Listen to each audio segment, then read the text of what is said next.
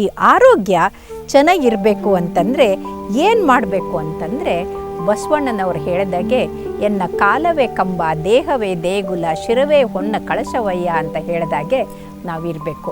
ನಮ್ಮ ದೇಹವನ್ನು ದೇಗುಲ ಮಾಡಿಕೊಂಡು ನಮ್ಮ ಪ್ರಾಣವನ್ನು ದೇವರನ್ನಾಗಿ ಮಾಡಿಕೊಂಡಾಗ ನಾವು ಆರೋಗ್ಯವಂತರಾಗಿರ್ತೀವಿ.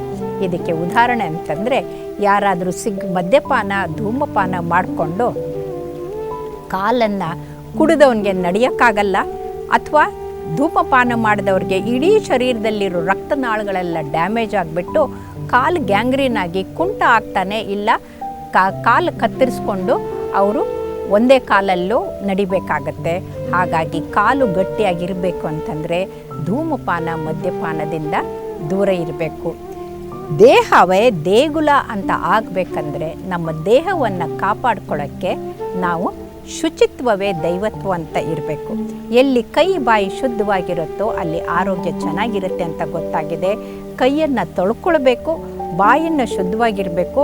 ಇದು ವೈಜ್ಞಾನಿಕವಾಗಿ ಅಂದ್ಕೊಂಡ್ರೆ, ಆಧ್ಯಾತ್ಮಿಕವಾಗಿ ಅಥವಾ ನಮ್ಮ ಆಡು ಭಾಷೆಯಲ್ಲಿ ಹೇಳೋದಾಗಲೇ ಕೈ ಬಾಯಿ ಶುದ್ಧ ಅಂತಂದರೆ ಯಾರು ಕೈಯಿಂದ ಕೆಟ್ಟ ಕೆಲಸ ಮಾಡೋದಿಲ್ವೋ, ಕೈಯಿಂದ ಕಲ್ಲು ಎಸೆಯೋದು, ವೈದ್ಯರು ತಮಗೆ ತಪಾಸ್ ಮಾಡೋಕ್ಕೆ ಬಂದವ್ರಿಗೆ ಅವ್ರ ಮೇಲೆ ಕಲ್ಲು ಎಸೆಯೋದು, ಕೈಯಿಂದ ಬೆಂಕಿ ಹಚ್ಚೋದು ಮಾಡೋದಿಲ್ವೋ ಅದು ಶುದ್ಧವಾದ ಕೈ. ಕೈಯಿಂದ ಕಾಯಕ ಮಾಡಬೇಕು, ಕೈಯಿಂದ ಕೆಟ್ಟ ಕೆಲಸ ಮಾಡಬಾರ್ದು ಅನ್ನೋದನ್ನು ಅರ್ಥಕೊಳ್ಬೇಕು. ಇನ್ನು ದೇಹವೇ ದೇಗುಲ ಅಂತಂದು ಶಿರವೇ ಹೊನ್ನ ಕಳಶವಯ್ಯ ಅಂತಂದರೆ ನಮ್ಮ ಶಿರ ಅಂದರೆ ತಲೆ. ನಮ್ಮ ಎಲ್ಲ ಕೆಲಸಗಳಿಗೆ ನಿಯಂತ್ರಣ ಮಾಡುವಂಥದ್ದೇ ನಮ್ಮ ಮೆದುಳು.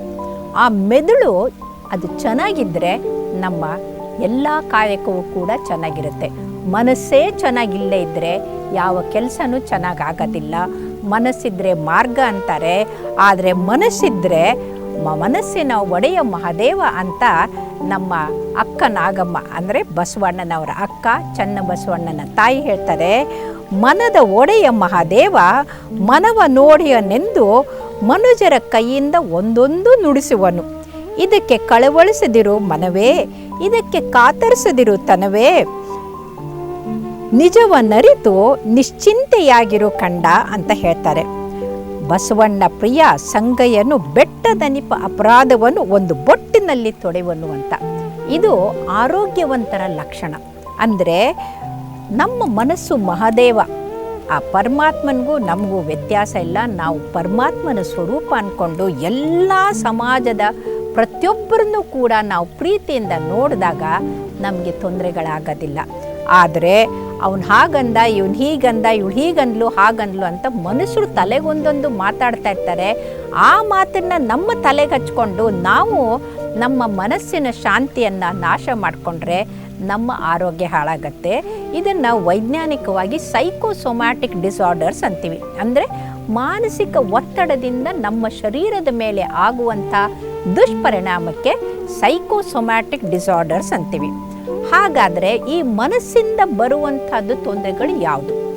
ಮನಸ್ಸಿನಿಂದ ಬರುವಂಥ ತೊಂದರೆಗಳು ಅವ್ರು ಹೇಳ್ತಾರಲ್ಲ, ಇದಕ್ಕೆ ಕನವರಿಸದಿರು ಕಂದ, ಇದಕ್ಕೆ ಕಾತರಿಸದಿರು ತನವೇ ಅಂತ. ಅಂದರೆ ನಮ್ಮ ಮನಸ್ಸನ್ನು ಕೆಡಿಸ್ಕೋಬಾರ್ದು, ನಮ್ಮ ಶರೀರವನ್ನು ಹಾಳು ಮಾಡ್ಕೋಬಾರ್ದು. ಹಾಗಾಗಿ ಈ ಮನಸ್ಸಿನ ಒತ್ತಡದಿಂದ ಬರುವಂಥ ಕಾಯಿಲೆಗಳಂದರೆ diabetes, high blood pressure, high cholesterol, heart attack.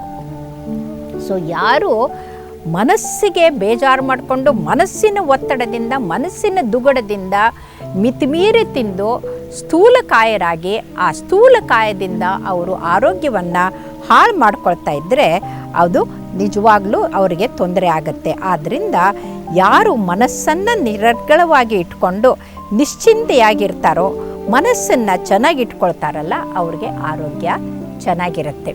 ಹಾಗಾಗಿ ಅಂಬಿಗರ ಚೌಡಯ್ಯ ಹೇಳ್ತಾರೆ, ಬಡತನಕ್ಕೆ ಉಂಬುವ ಚಿಂತೆ, ಉಣಲಾದರೆ ಉಡುವ ಚಿಂತೆ, ಉಡಲಾದರೆ ಇಡುವ ಚಿಂತೆ, ಇಡಲಾದರೆ ಹೆಂಡಿರ ಚಿಂತೆ, ಹೆಂಡಿರಾದರೆ ಮಕ್ಕಳ ಚಿಂತೆ, ಮಕ್ಕಳಾದರೆ ಬದುಕಿನ ಚಿಂತೆ, ಬದುಕಾದರೆ ಕೇಡಿನ ಚಿಂತೆ, ಕೇಡಾಗದಿರೆ ಮರಣದ ಚಿಂತೆ. ಇಂತಿ ಹಲವು ಚಿಂತೆಗಳಲ್ಲಿ ಇಪ್ಪವರನ್ನು ಕಂಡೆನು, ಶಿವನ ಚಿಂತೆಯಲ್ಲಿಬ್ಬರನ್ನು ಒಬ್ಬರನ್ನು ಕಾಣೆನೆಂದಾತ ನಿಜ ಅಂಬಿಗರ ಚೌಡಯ್ಯ ಅಂತ ಹೇಳ್ತಾರೆ. ಅಂದರೆ ಅಂಬಿಗರ ಚೌಡಯ್ಯ ನಾವು ಹುಟ್ಟಿದಾಗ್ಲಿಂದ ಸಾಯೋವರೆಗೂ ಚಿಂತೆ ಚಿಂತೆ ಚಿಂತೆ ಚಿಂತೆ ಅಂತ ಚಿತೆ ಕಡೆಗೆ ಹೋಗೋದನ್ನು ಬಿಟ್ಟು ನಾವು ಶಿವನ ಚಿಂತನೆಯನ್ನು ಮಾಡಿ ನಾವು ನಿಶ್ಚಿಂತೆಯಿಂದ ನಿರಾಳವಾಗಿ ಆರೋಗ್ಯವಂತರಾಗಿರಬೇಕು ಅಂತ ಅತ್ಯಂತ ಉತ್ತಮವಾದಂಥ ಸಂದೇಶವನ್ನು ಕೊಡ್ತಾರೆ. ಒಂದು ಸಲ ಗಂಡ ಹೆಂಡತಿ ಬಂದಿದ್ದರು. ಯಾವಾಗಲೂ ಗೊತ್ತಲ್ಲ, ಗಂಡ ಹೆಂಡತಿ ಬಂದಾಗ ವೈದ್ಯರ ಹತ್ರ ತಮ್ಮ ಕಂಪ್ಲೇಂಟು ತಾವು ಹೇಳೋದಿಲ್ಲ, ಗಂಡನ ಕಂಪ್ಲೇಂಟು ಹೆಂಡತಿ ಹೇಳ್ತಾಳೆ, ಹೆಂಡತಿ ಕಂಪ್ಲೇಂಟನ್ನು ಗಂಡ ಹೇಳ್ತಾರೆ. ಯಾಕಂತಂದರೆ ಮನೆಯಲ್ಲಿ ಜಗಳಾಡಿದ್ದು ಸಾಕಾಗದು ಅಂತ ಇಲ್ಲಿ ವೈದ್ಯರ ಹತ್ರ ಬಂದಾಗ ಕೂಡ ಡಾಕ್ಟ್ರೇ ನೀವು ಸ್ವಲ್ಪ ಹೇಳಿ, ಮಾತೇ ಕೇಳೋದಿಲ್ಲ ಅಂತ ಹೆಂಡತಿ ಹೇಳಿದರೆ ಅವ್ರು ಇನ್ನೊಂದು. ಸೊ ಹೀಗೆ ಗಂಡ ಹೆಂಡತಿ ಇದನ್ನು ಕೇಳಿ ಕೇಳಿ ಕೇಳಿ ನಾನು ಅಯ್ಯೋ ತಲೆಗೆ ಹಚ್ಕೋಬೇಡಿ, ಅಯ್ಯೋ ತಲೆಗೆ ಹಚ್ಕೋಬೇಡಿ, ಅಯ್ಯೋ ತಲೆಗೆ ಹಚ್ಕೋಬೇಡಿ ಅಂತ ಒಂದು 10 ಸಲ ಆಗಲೇ ಹೇಳಾಗಿತ್ತು. ಎಲ್ಲ ಪರೀಕ್ಷೆ ಮಾಡಿ ಪ್ರಿಸ್ಕ್ರಿಪ್ಷನ್ ಬರೀತಾ ಇದ್ದರೆ ಹೆಂಡತಿ ಡಾಕ್ಟ್ರೇ ಸ್ವಲ್ಪ ಹೇಳಿ, ಊಟ ಆದ ತಕ್ಷಣ ಕಕ್ಕಿಸ್ಗೆ ಹೋಗ್ತಾರೆ ಇವರು ಅಂತ ಕಂಪ್ಲೇಂಟ್ ಮಾಡಿದ್ಲು. ಅದಕ್ಕೆ ಗಂಡ ಸುಮ್ಮನೆ ಇರೇ, ಏನಿಲ್ಲ ಡಾಕ್ಟ್ರೆ, ಇಷ್ಟಿಷ್ಟೇ ಆಗುತ್ತೆ ಅಂತ, ಸ್ವಲ್ಪ ಸ್ವಲ್ಪ ಆಗುತ್ತೆ ಅಂತ. ನಾನು ಹೇಳಿದೆ ಅಯ್ಯೋ ತಲೆಗೆ ಹಚ್ಕೋಬೇಡಿ ಅಂತ ಹೆಂಡತಿಗೆ ಹೇಳಿದೆ. ಅದಕ್ಕೆ ಗಂಡ ಅಯ್ಯೋ ಎಲ್ಲಾದರೂ ಉಂಟೆ ಅದನ್ನು ತಲೆಗೆ ಹಚ್ಕೊಳಕ್ಕಾಗತ್ತಾ ಅಂತ. ಆವಾಗ ನಾನು ಯೋಚನೆ ಮಾಡಿದೆ, ಹೌದಲ್ಲ, ಇದು ಏನೋ ಒಂದು ಕಾಗೇನೋ ಗುಬ್ಬಿನೋ ತಲೆ ಮೇಲೆ ಏನಾದರೂ ಮಾಡಿದರೆ ಶಾಂಪೂ, ಶಿಕಾಕಾಯಿ, ಬೇಕಾದಷ್ಟು ಸೋಪು ಎಲ್ಲ ಇದೆ ತೊಳ್ಕೊಳ್ಳೋಕ್ಕೆ. ತಲೆ ಒಳಗಡೆಗೆ ಹುಳ ಬಿಟ್ಕೊಂಡು ಚಿಂತೆಯನ್ನು ತುಂಬ್ಕೊಂಡ್ಬಿಟ್ರೆ ಅದನ್ನು ಸರಿ ಮಾಡೋಕ್ಕೆ ಏನಾದರೂ ಇದೆನಾ? ಅದು ಇದೆ. ಅದನ್ನೇ ನಮ್ಮ ಶರಣರು ಹೇಳಿಕೊಟ್ರು. ಚಿಂತೆ ಯಾಕೆ ಮಾಡುವೆ, ಚಿನ್ಮಯನಿದ್ದಾನೆ ಅಂತ ದಾಸರು ಹೇಳಿದ ಹಾಗೆ ನಮ್ಮ ಶರಣರು ನಿಶ್ಚಿಂತೆಯಾಗಿರಬೇಕು ಅಂದರೆ ಆ ಶಿವನ ಧ್ಯಾನವನ್ನು ಮಾಡಬೇಕು ಅಂತ ಹೇಳಿದರು.